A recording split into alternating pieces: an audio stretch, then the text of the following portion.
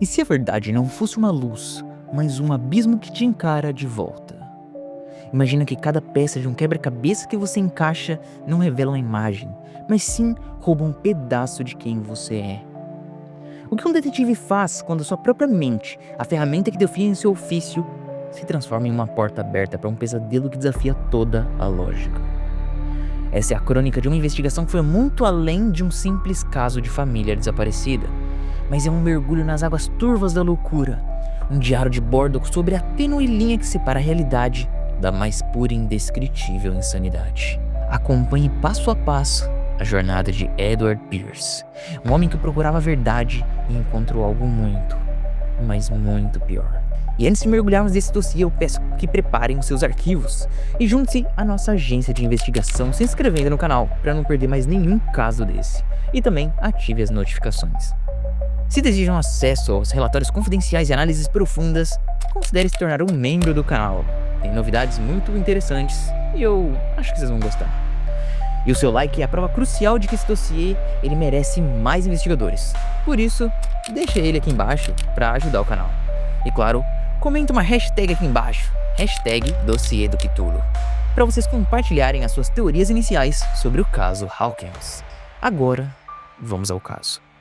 Hoje, no dossiê dos games, abrimos um arquivo que não desafia as leis dos homens, mas as leis da própria realidade. Esse é um caso enraizado em pavor cósmico, em sussurros sobre cultos esquecidos e verdades tão antigas que a sua mera descoberta é um ato de violência contra a própria razão.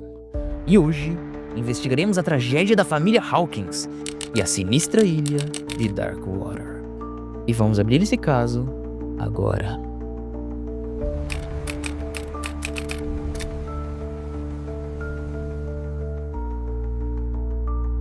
E para começar a analisar essa ficha de evidência, vamos começar citando o nome do jogo, Call of Cthulhu, desenvolvido pela Cyanide Studio e publicado pela Fox Home Interactive no ano de 2018, para PC, PlayStation 4, Xbox One e Nintendo Switch.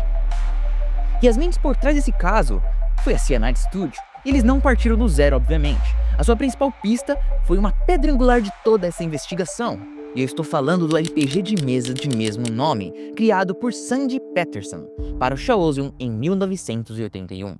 Para entender direito a idealização do jogo, é preciso entender o quão revolucionário foi a obra de RPG de mesa. Numa era onde era dominado por fantasias de poder e Dungeons & Dragons, onde os jogadores eles eram homens musculados, heróis, feiticeiros poderosos, Call of Cthulhu propôs o oposto. Ele subverteu toda essa convenção do gênero, colocando os jogadores como pessoas comuns, pessoas frágeis, muito dependentes, muito vulneráveis. Eles eram bibliotecários, professores, jornalistas e detetives. A sua principal arma ela não era uma espada mágica, mas sim o seu próprio intelecto. E paradoxalmente, ele era o próprio intelecto a sua maior vulnerabilidade. Foi um RPG de mesa que te fazia se sentir na pele de um investigador investigando um filme de terror, ou então um conto sombrio. Você se sentia no personagem e sentia todo aquele medo, aquela tensão. Se você tivesse um bom narrador e um bom mestre do jogo, tenho certeza que você achou uma experiência incrível. É uma pena que é um RPG de mesa muito difícil de se mestrar, já que você tem que conseguir passar uma sensibilidade muito grande pro terror e pro horror cósmico, que é um terror relativamente mais difícil. Então a ideia central do jogo nunca foi criar uma fantasia de poder, mas sim conseguir traduzir toda essa essência filosófica do material original, a investigação meticulosa, como uma forma de narrativa, e toda essa fragilidade humana perante o desconhecido e o inevitável a gradual descida a uma loucura. O objetivo então era explorar uma questão fundamental e profundamente Lovecraftiana. Como que um homem comum, já carregando com as suas próprias falhas e traumas, reage quando encontra algo incompreensível? E a resposta no universo de Lovecraft nunca é uma vitória, mas sim a sobrevivência, e muitas vezes a um custo terrível da mente. É como dizem no mundo de Call of Cthulhu: a questão não é vencer, a questão é quanto tempo você vai demorar para morrer. E o processo de desenvolvimento desse caso ele foi tão sinuoso quanto a própria trama. O projeto ele foi inicialmente anunciado em 2014 sob a alçada da Frogware, isso mesmo, aquele estúdio que criou os jogos de Sherlock Holmes. Porém, em 2016, esse processo ele foi transferido para a Cyanide Studio, e essa mudança de jurisdição ela foi crucial, porque a Cyanide Studio ela optou por uma abordagem um pouco mais focada nos sistemas de RPG do material original. E eu tenho certas ressalvas em relação a isso. Mas eu vou focar um pouco lá pro final do vídeo. E todo esse desenvolvimento ele foi muito meticuloso para conseguir construir toda essa atmosfera, utilizando a Unreal Engine 4.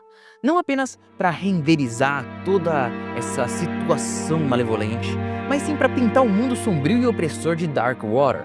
A equipe ela se focou em criar ambientes claustrofóbicos e palpáveis, com o uso deliberado de paletas de cores doentias, aqueles tons de verde, azul, meio limoso, meio sujo, pútrido, para passar todo aquele ar de mistério e tensão. E o objetivo disso era que a maior ameaça não fosse um monstro como você pudesse balear ele, mas sim o conhecimento que corrói a sanidade do protagonista. E o desafio mais significativo foi conseguir equilibrar a liberdade quase que infinita de um RPG de mesa com a estrutura necessária para criar uma narrativa no jogo. E no RPG de mesa você tem muita liberdade. Você pode explorar tudo em qualquer lugar, desde que a limitação exista do mestre e que você consiga fazer uma investigação propriamente dita. O terror ele se desenrola a partir do quanto você toma conhecimento ou do quanto você ignora alguma coisa ao ponto dela te atacar. Mas para fazer isso no jogo é muito difícil, porque você tem que conseguir equilibrar toda uma liberdade com uma narrativa. E para essa solução foi adicionada uma mecânica de sanidade que também existe no RPG. E ele se tornou quase que a espinha dorsal do projeto. Não se trata apenas de uma barra de vida, mas sim de uma ferramenta narrativa, muito semelhante a alguns jogos que utilizam de terror psicológico, como Haunting Ground e Clock Tower, afetando diretamente a câmera. Você fica com uma visão meio aterradora a cada livro proibido que lê ou cada escolha terrível que você toma, deixando uma cicatriz permanente na psique do protagonista, fazendo com que ele seja um personagem instável. E perder sanidade não é apenas uma penalidade do jogo, mas sim uma chave.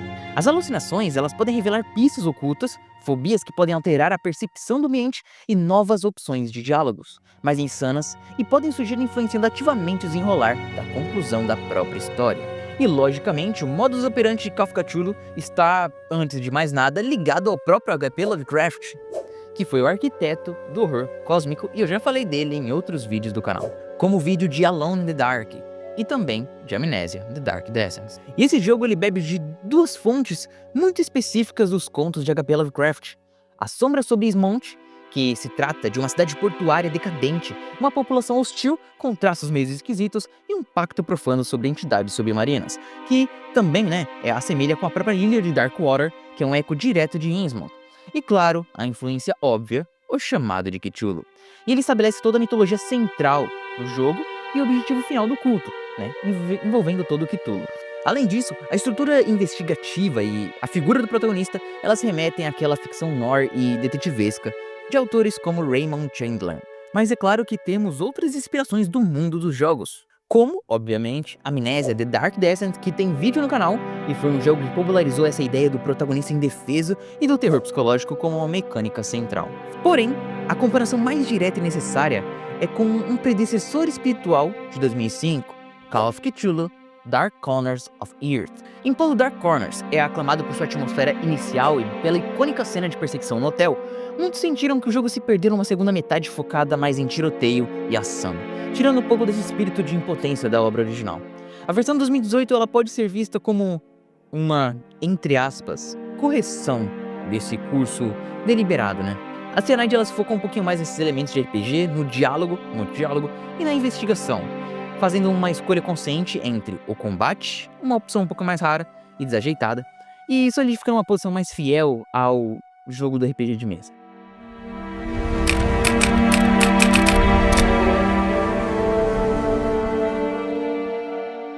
O que se segue agora é a transcrição completa dos eventos relativos ao caso da ilha de Darkwater. Esse arquivo ele contém spoilers massivos sobre toda a trama de Call of Cthulhu, e também aborda temas de horror psicológico, violência e suicídio.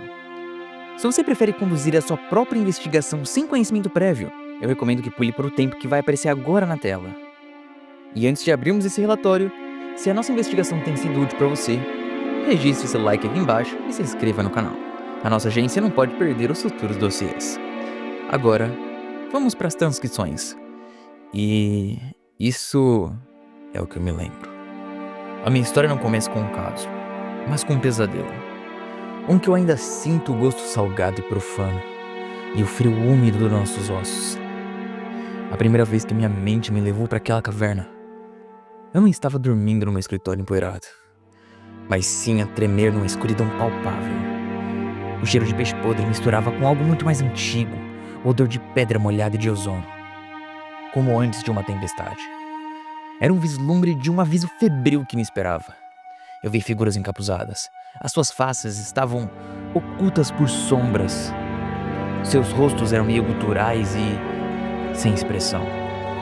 E eu ouvi cânticos terríveis que não eram nenhuma linguagem humana, sons que faziam os meus dentes vibrarem. E depois eu acordei. Tava suando frio. Eu tava deitado no meu sofá com o coração martelando as minhas costelas. A minha realidade em Boston em 1924 não era muito melhor. Eu era uma casca de um homem vazio, um fantasma assombrando minha própria vida. A guerra tinha me deixado com muito mais cicatrizes por dentro do que por fora. E eu tentava afogá-las em álcool e em algumas pílulas para dormir. O meu escritório ele era o espelho da minha alma. Uns casos de papéis, garrafas vazias e uma luz quase mortiça que parecia ter desistido de lutar contra as sombras. Eu me lembro de olhar para o copo de uísque em cima da mesa. Aquele líquido âmbar que prometia um breve esquecimento. Beber ou não beber? Mal sabia eu que essa pequena batalha era apenas o primeiro round da minha luta pela sanidade. Mas o caso chegou na forma de Stephen Webster. Ele é um industrial rico que não conseguia esconder o desespero estampado no próprio rosto. A sua filha, a pintora Sarah Hawkins, ela tinha morrido num tipo de incidente lá na ilha remota de Darkwater, um incêndio. A polícia local, com uma pressa meio suspeita, arquivou esse caso como um simples acidente. Mas Webster, ele tinha uma pista, uma pintura que a Sarah tinha enviado. Era uma tela perturbadora e macabra que, segundo ele, gritava a sua loucura. Eu precisava do dinheiro, a minha agência estava a um passo de fechar as portas e eu aceitei o caso, imaginando que seria apenas mais uma história triste de uma família rica. Mal sabia eu que não estava aceitando um trabalho, mas eu estava assinando minha própria sentença. Olhando para trás eu vejo as peças, as cordas da marionete. O sonho ele não era um delírio, ele era o futuro me chamando. E as pílulas que eu tomava para dormir, elas me prometiam um sono sem sonhos. E eu descobri mais tarde que elas eram feitas de uma essência de uma criatura que eles chamavam de Leviatã. E a minha tentativa de silenciar os meus demônios estava, ironicamente, me sintetizando um abismo de sussurros. O caso Hawkins não foi o início da minha queda. Ele foi apenas um empurrão. At this painting. Tell me all the assumptions that come to mind.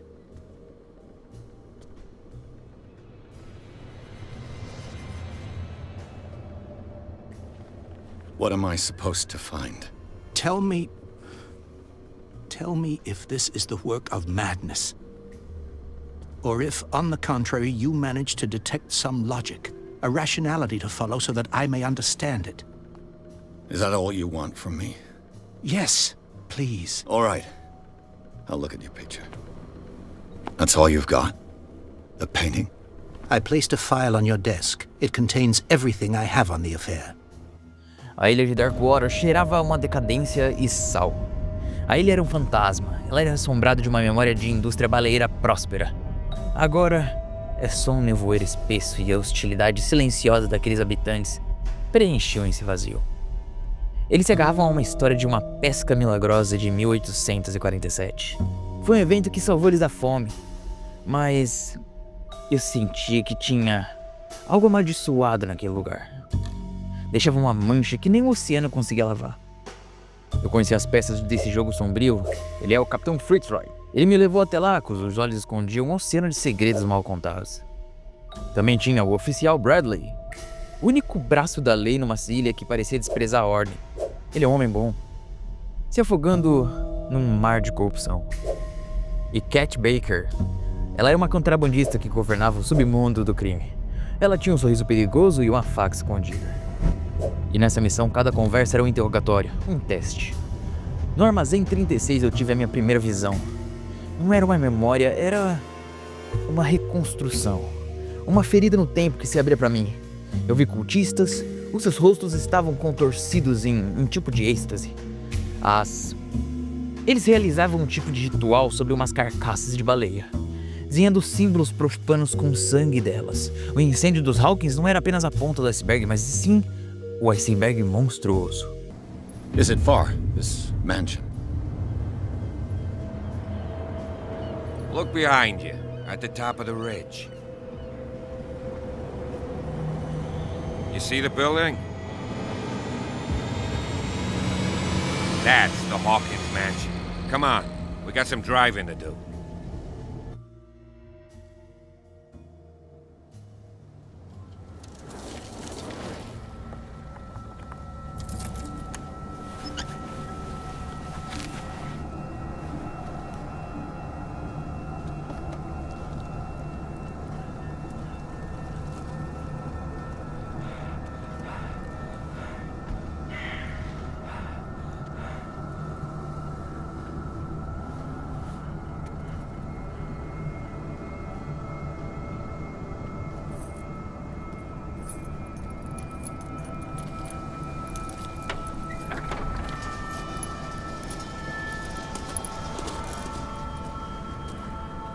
Well, here we are, Hawkins Mansion.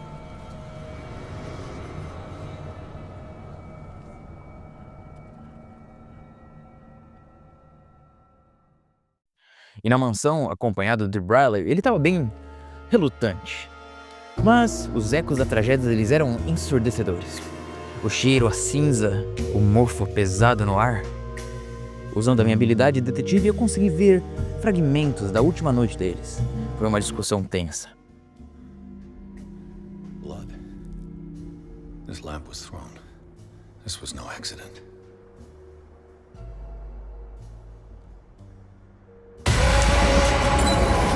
This was a fight.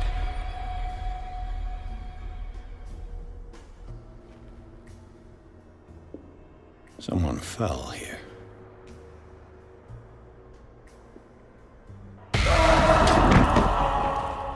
A desperate attempt to flee.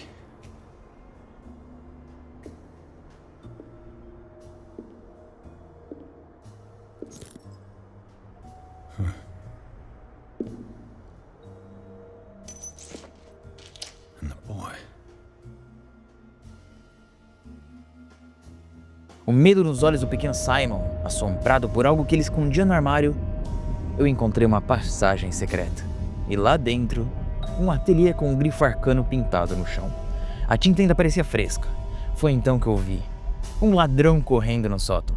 E a perseguição acabou levando a gente por umas entranhas dentro da ilha. Naqueles túneis, a escuridão era quase total. E a minha claustrofobia começou a apertar o meu peito. Eu perdi Bradley de vista. O ar era rarefeito e cheirava uma terra úmida e algo mais. Mais metálico, talvez? Eu encontrei um santuário do culto. Um lugar profano, adornado com ossos humanos e símbolos que faziam a minha cabeça doer só de olhar. Eu tive que me esgueirar entre eles e os sussurros. Os sussurros, eles estavam em unissono. Eles ecoavam como se estivessem dentro da minha própria cabeça.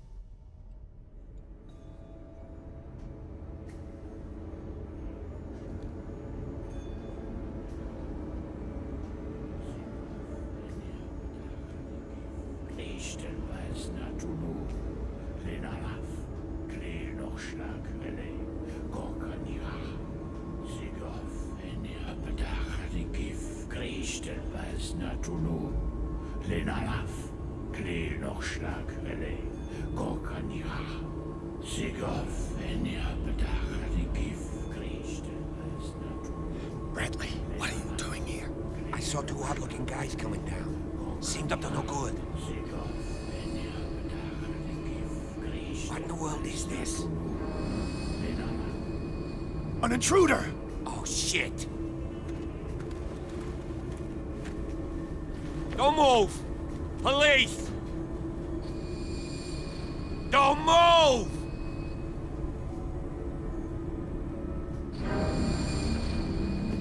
I won't hesitate! Bradley, get to back! shoot. Get back! You asked for it!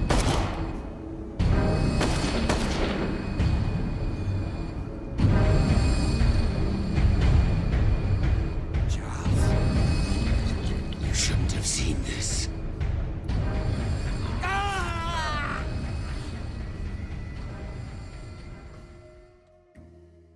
Quando reencontrei Bradley, era tarde demais. O ladrão ele se revelou como Charles Hawkins, o marido que devia estar morto. Só que ele não era mais humano, ele na verdade era um ser estranho.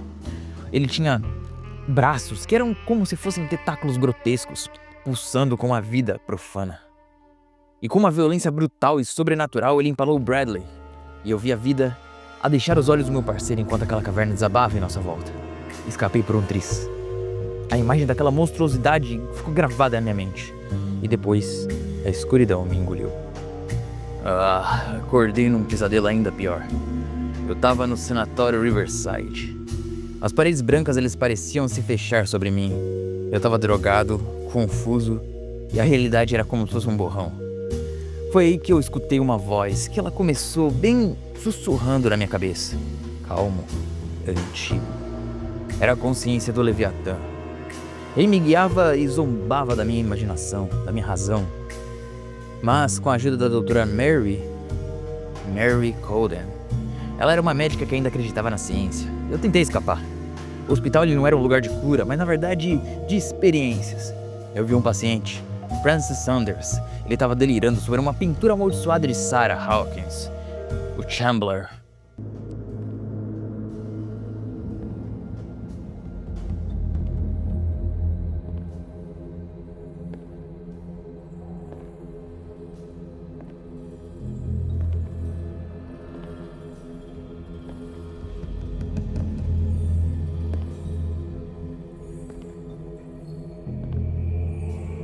When the last of them rises up, you will choose.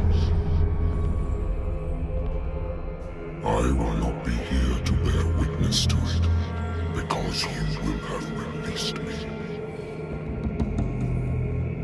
But the earth will resound to your cries, or theirs. Awaken and free me. E antes de ser despedaçado por algo que eu não conseguia ver, o seu grito foi cortado ao meio. Após a fuga, eu encontrei Bradley, vivo por algum milagre. Eu não entendi, mas a minha mente estava em frangalhos, não tinha muito o que eu fazer. Os seus olhos estavam vazios. Fomos investigar a pintura, e ela ganhou vida na frente dos meus olhos. A tintura a óleo ondulou como se fosse uma água escura e me puxou para dentro, para um lugar de pesadelo, uma dimensão com ângulos impossíveis onde a criatura da pintura, o Chambler, ele me caçava. E a única saída foi usar um punhal de um ritual que eu encontrei lá dentro e cortar a tela no mundo real, banindo num grito que não era desse mundo.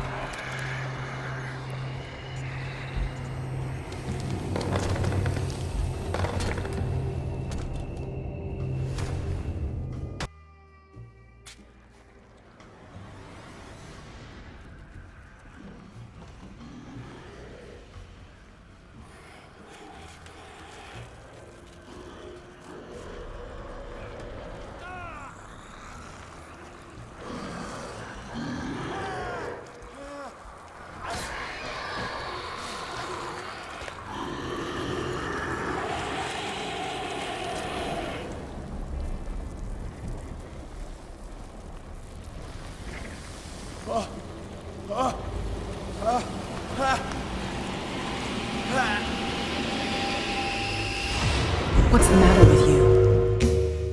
A trilha me levou a uma livraria sem nome de Algernon Drake. Ele era um ocultista. Lá, num cofre escondido, eu acabei encontrando o Necronomicon. E a leitura daquele livro não foi como ler. As palavras elas se contorciam, queimavam os meus olhos. Eu senti um conhecimento proibido entrando na minha mente como cacos de vidro. A minha consciência foi arrancada do meu corpo. Eu viajei para o corpo de Coden. E lá, eu vi ele sendo capturado por Fuller. Eu voltei para o salvar, só que o sanatório já não obedecia mais às leis da física. Eles tinham corredores infinitos, paredes que desapareciam. A minha própria loucura, ela começou a se manifestar como uma arquitetura gótica. Eu cheguei tarde demais. Encontrei o corpo dela, mas Sarah Hawkins, viva. E juntos, enfrentamos aquele monstro que Charles tinha se tornado. E fugimos do Instituto em Chamas. No, it can't be. No! You son of a bitch! What did you do to her? I wish I could have done more experiments on you, Mr. Pierce.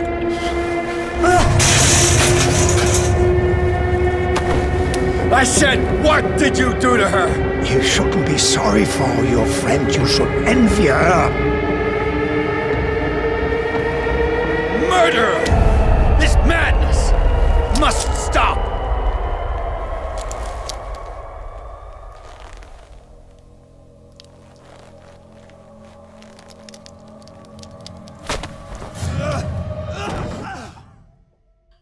Mas a liberdade durou pouco e eu fui preso. Na cela fria e escura, a voz do Leviatã tornou-se uma presença. Me ofereceu conhecimento e a minha mente se tornou um portal. Eu vi Sarah e Drake fazendo um ritual.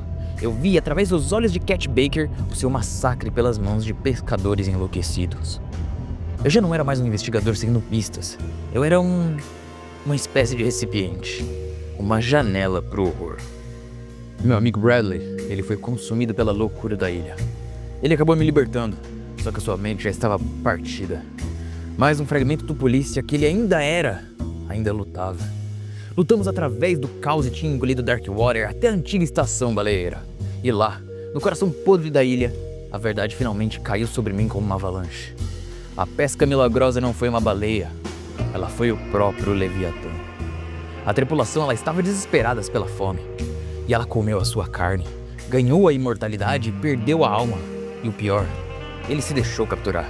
Foi tudo parte do seu plano. Um plano de um século para orquestrar o chamado do seu mestre adormecido, Cthulhu. E eu era a peça final, o catalisador. Manipulado pelo Leviatã numa alucinação febril, eu acabei causando uma explosão que o libertou. Eu vi ele regressar ao oceano, colossal, indiferente à nossa existência mesquinha. O que somos perante umas formigas e umas ondas que os levam.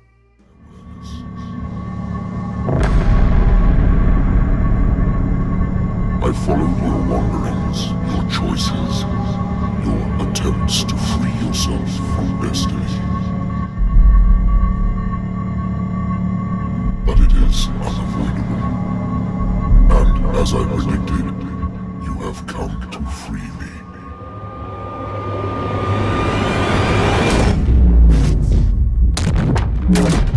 Awaken and call him. Essas ondas acabaram levando meu corpo quebrado até uma caverna. Dali, eu consegui me arrastar até Alabaster Point. É um lugar de uma arquitetura impossível que a minha mente se recusava a processar. A minha peregrinação final, eu fui assombrado por fantasmas. Colden, Fuller, Hawkins. A minha culpa, o meu medo, a minha falha. Eu cheguei ao local do ritual. O culto, ele estava reunido. Sarah estava lá. Os seus olhos brilhavam com uma fé fanática. E o céu, ele era como uma ferida aberta para o cosmos. Uma tempestade de cores que eu acho que não deviam existir. E ali, sob um céu se desfazendo, eu tive que escolher. E o que se segue agora não é uma história, mas 4 possibilidades. 4 ecos de um homem quebrado enfrentando o seu fim. Eu poderia realizar o ritual, sentindo aquele aço frio do punhal na minha mão. Não era uma dor, mas era um propósito. Aceitando o meu destino, derramei meu próprio sangue e dei as boas-vindas ao grande antigo. Eu vi Cthulhu erguendo-se do oceano, e a última coisa que eu senti foi a doce e terrível libertação da loucura total.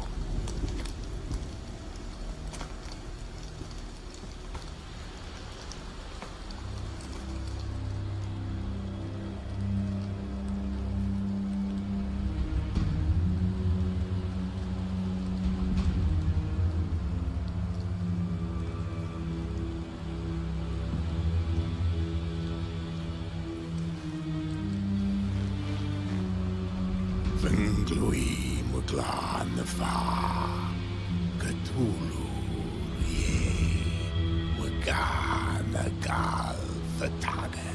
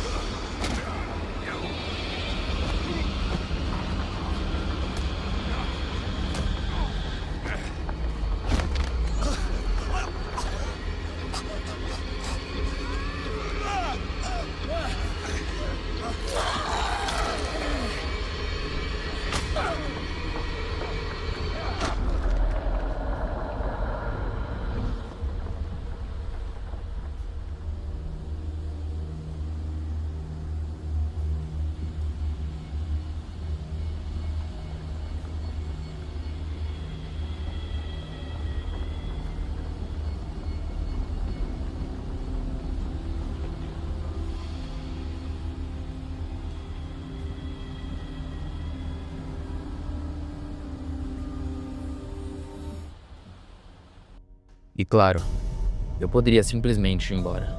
Me recusar a participar. Eu vi Sarah, incapaz de suportar o seu destino, tirando a própria vida com um punhal. O ritual falhou. E eu voltei para o meu escritório, pro meu whisky. Eu sobrevivi. Mas cada vez que eu fecho os olhos, eu vejo aquela tempestade. E cada vez que eu bebo, eu sinto o gosto do sal daquela maldita ilha.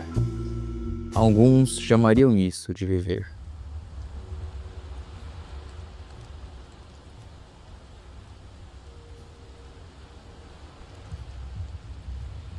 No one can force you.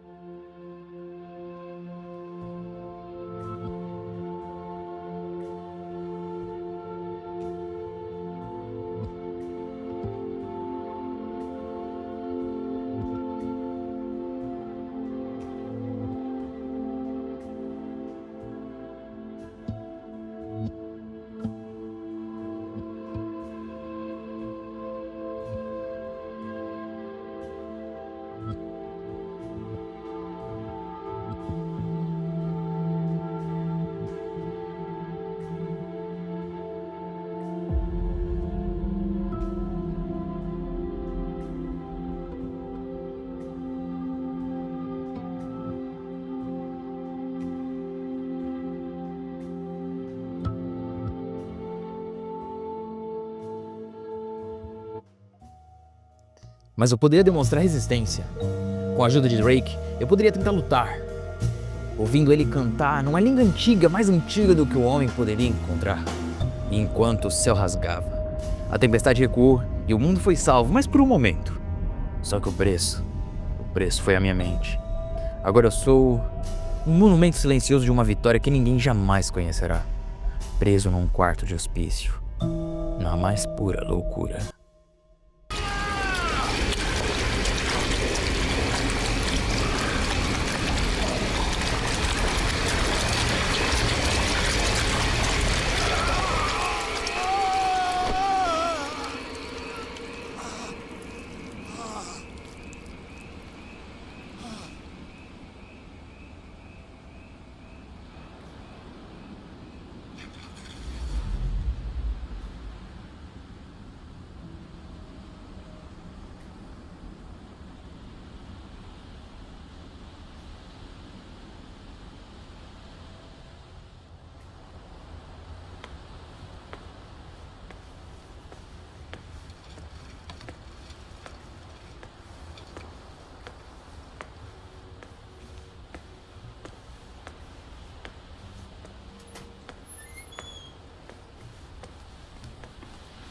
We doubled the dosage, as you asked us to, Doctor. Good. Thank you.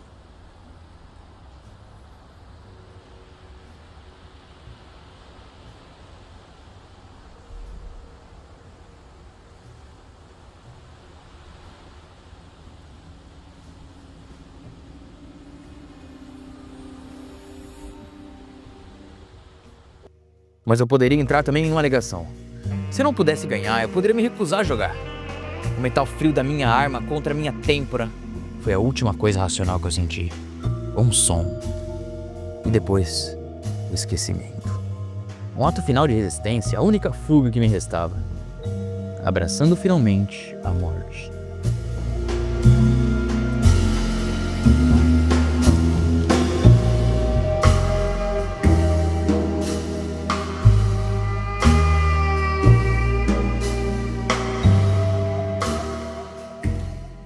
Mas o caso chama-se Call of Cthulhu. Mas a verdade é que Cthulhu era apenas um fim. O arquiteto foi tudo Leviatã e o chamado nunca foi para o culto. Desde o princípio, o primeiro pesadelo, o chamado era para mim. O que você vê nos dossiês é apenas o começo da investigação. Como um agente de campo, você ganha acesso a selos e emojis exclusivos. E como investigador-chefe, você assiste aos dossiês antes de todo mundo. Mas como um diretor, você recebe a chave para o nosso arquivo, a revista digital Arquivo Geek. Dossiês completos, análises profundas e as provas que não conseguimos mostrar nos vídeos. Por isso convido vocês a serem membros do canal. Todos esses benefícios em um só lugar.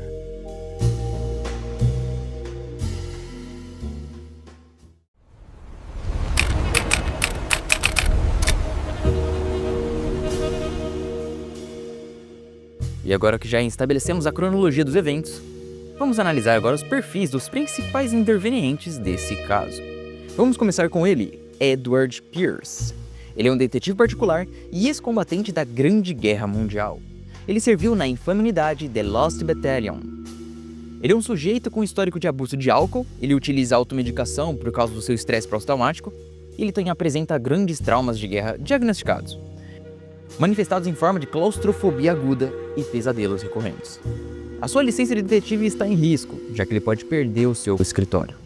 Pierce demonstra uma dependência patológica da lógica e da razão. Ele utiliza do senso comum como uma defesa contra os seus principais traumas. Essa rigidez mental é, ironicamente, a sua principal vulnerabilidade.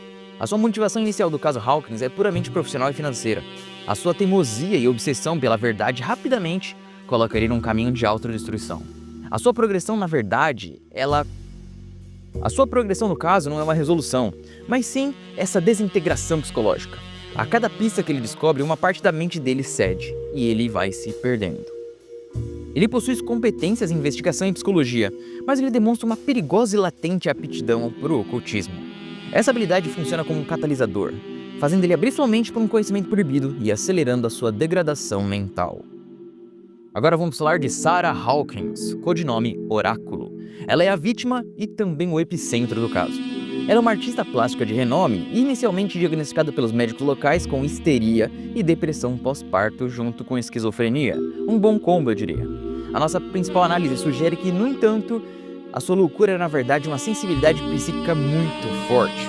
As suas pinturas macabras, elas não eram delírios da cabeça dela, mas sim representações literais de outras realidades e visões proféticas. Ela via o mundo como ele realmente é. De certa forma, ela funcionava como um farol ou um canal, e a sua arte era exclusivamente uma linhagem sanguínea, atraindo forças cósmicas que são o foco do culto. Ela é simultaneamente a isca e a chave para o ritual. A sua influência transcende a sua persona física, assombrando a investigação e guiando Pierce mesmo após o seu desaparecimento. Charles Hawkins, o acadêmico. Ele é uma vítima colateral, mas um cúmplice involuntário. Ele é um empresário, colecionador de arte e artefatos. Por mais que ele seja um sujeito com intelecto elevado, inicialmente cético e também pragmático, o seu envolvimento no culto não nasceu na fé, mas sim do desespero e do amor. Na sua tentativa de conseguir curar sua esposa através da ciência e da lógica, ele acabou por recorrendo a métodos proibidos, abrindo portas que não conseguiu fechar. A sua racionalidade foi uma arma usada contra ele mesmo, tornando ele um alvo fácil para manipular pelas forças que ele não compreendia. Os habitantes de Darkwater, o culto silencioso. É uma comunidade fechada, endogâmica, com altos níveis de hostilidade e desconfiança para os forasteiros. Apresenta uma saúde frágil e, em alguns casos, anomalias físicas sutis. Essa conspiração opera através de silêncio e da complexidade mútua, cimentada por um pacto feito em 1847. A sua corrupção não é apenas moral, mas proveniente da genética. Eles agem como um organismo único, protegendo os segredos da ilha de Darkwater. Cada habitante, desde o Capitão Freezor até a líder do crime local, a Cat Baker, é uma peça nessa engrenagem movida pelo medo, pela ganância ou por uma fé pervertida na entidade que se salvou da fome. Também precisamos falar dos cultistas. Eles são uma variável, fisicamente eles são humanos, psicologicamente são perigosos, a sua devoção fanática. E há uma renúncia da moralidade convencional. Eles não são agentes do mal, no sentido clássico. Eles são vítimas que abraçaram a verdade cósmica da insignificância humana como uma forma de libertação. Porém, eles servem a uma entidade dimensional, o Shambler, o cambaleante dimensional, e ele é um nível de ameaça extremo. A sua presença física é secundária, mas a sua arma primal é a própria existência, que viola ativamente as leis da física e da geometria euclidiana. O contato visual direto causa um dano direto na estrutura da sanidade. Uma agressão à percepção, a sua eliminação não é um objetivo, sobreviver à sua passagem é a única tática viável.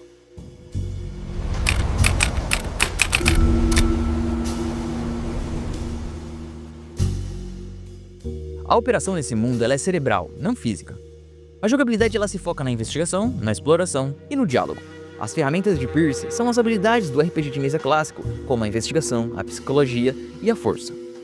Aumentar esses atributos abre novas opções de diálogo e formas de conseguir interagir com o cenário. Por exemplo, um alto nível de psicologia pode permitir que você, no caso o Pierce, detecte mentiras no interrogatório, enquanto a força pode permitir que você arrombe uma porta trancada, abrindo um novo caminho. A mecânica de sanidade ela é a mais crucial. Ver o horror, ler textos proibidos e fazer escolhas diminuem a sanidade, o que, paradoxalmente, pode abrir novas pistas, permitindo que Pierce veja o mundo como ele realmente é, e percebendo símbolos ocultos e tendo visões premonitônicas. O combate ele é intencionalmente raro e meio desajeitado, forçando a ideia de que o Pierce é um homem comum e não um soldado, por mais que ele seja um veterano. E o retrato falado de Darkwater ele é sombrio, úmido e decadente. Particularmente falando, a principal coisa do jogo e a que mais agrada.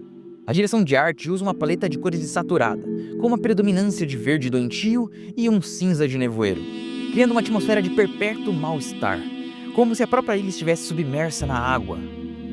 A arquitetura, desde as docas apodrecidas até a mansão vitoriana em ruínas, conta uma história de uma propriedade, de uma prosperidade perdida, e de um segredo que apodreceu tudo por dentro. Os cenários eles são desenhados para serem opressores, com corredores apertados, tetos baixos e sombras que conseguem se mover e observar a gente de longe, contribuindo para essa claustrofobia de Pierce e também do jogador. As pistas auditivas são fundamentais para essa imersão, principalmente num jogo que se molda no terror.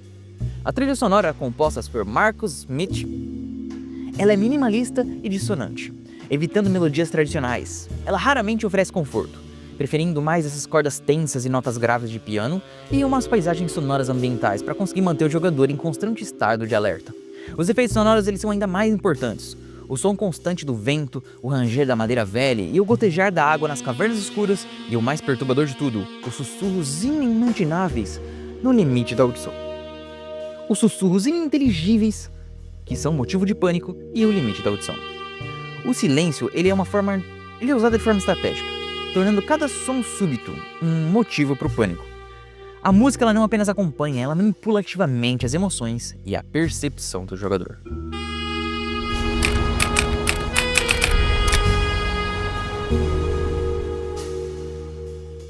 As testemunhas da época, a crítica e o público apresentaram alguns depoimentos mistos, mas a nossa análise conclui que a principal fonte dessa divisão ela não reside no jogo em si, mas no fardo do seu próprio nome.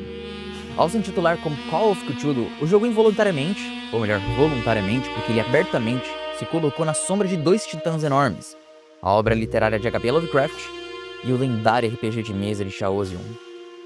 E é nessa comparação que o caso ele começa a se desmoronar.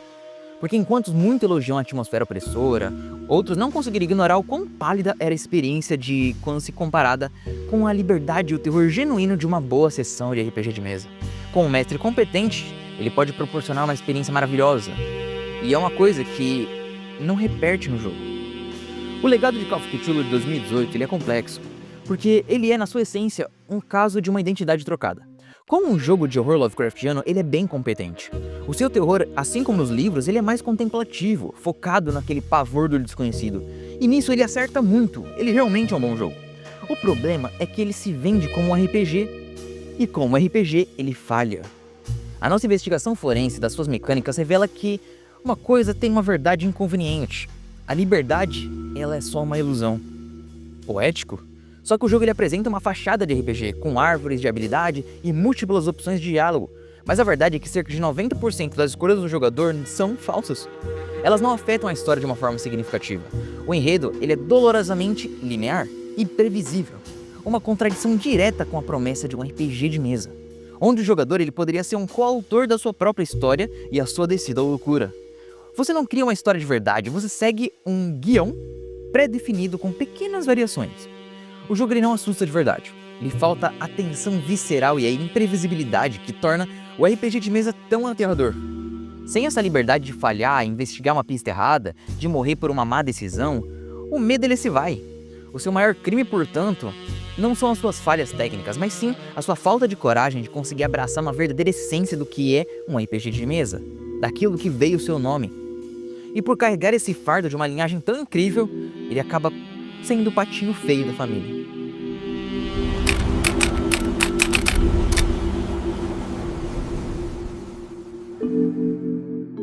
A nossa investigação revelou que Call of Cthulhu é um caso trágico.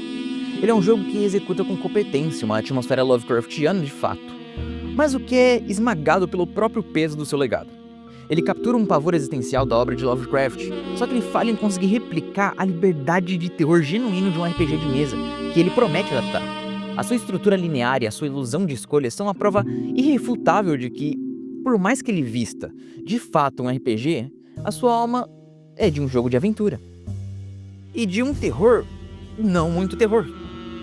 Por mais que as obras de Lovecraft, elas de fato não deem medo, eles te deixam mais naquele terror contemplativo de que somos sozinhos no universo, ou que talvez algo inimaginável poderia estar em volta, sem que nem mesmo sabemos. Então, não é um terror de assustar, não é um terror visceral, mas sim a ideia de ignorância. E talvez uma ideia de que você é só uma formiga num grande espaço aberto. E isso ele consegue sim carregar, ele consegue manter essa atividade Lovecraftiana. Mas quando comparado com um RPG de mesa, é outra história. Com um bom mestre, você consegue fazer uma campanha incrível com liberdade astronômica e com a possibilidade, o medo de falhar, que é uma coisa que infelizmente não tem no jogo. E o veredito é que ele é culpado de carregar um nome que ele não consegue honrar. Ele é um bom jogo de terror, só que a sua decepção é como o nome Call of Cthulhu. Apesar da sua atmosfera inesquecível, a experiência é, em uma última análise, bem superficial. As suas mecânicas de RPG são uma promessa vazia, e a falta de um impacto real nas escolhas do jogador torna a jornada menos pessoal e, consequentemente, menos assustadora. Ela não é uma obra-prima revolucionária, não, nem um desastre completo. É talvez pior, é uma oportunidade perdida. É um jogo competente que, ao almejar uma grandeza dos seus antecessores, ele só conseguiu alcançar suas próprias limitações. Por mais que eu goste muito do jogo, da atmosfera que ele passa e da história que ele conta, nem de longe ele chega perto do RPG de mesa Call of Cthulhu. E esse foi o nosso dossiê desse caso, e eu espero que vocês tenham gostado. Mas e pra você? Você concorda com o nosso veredito? Ou talvez esses méritos sejam distorcidos e eu tô só viajando? Pode deixar aqui o seu depoimento nos comentários. E claro, se você deseja ser membro do canal, considere aqui apoiar o canal e conseguir o nível 3, que nesse nível 3 você consegue uma revista personalizada que eu acabei de mostrar aqui no canal. E é isso, muito obrigado a todos, deixe seu like, se inscreve no canal e lembre-se, a verdade não está lá fora, ela está escondida e a nossa missão é encontrá-la. Até o próximo caso.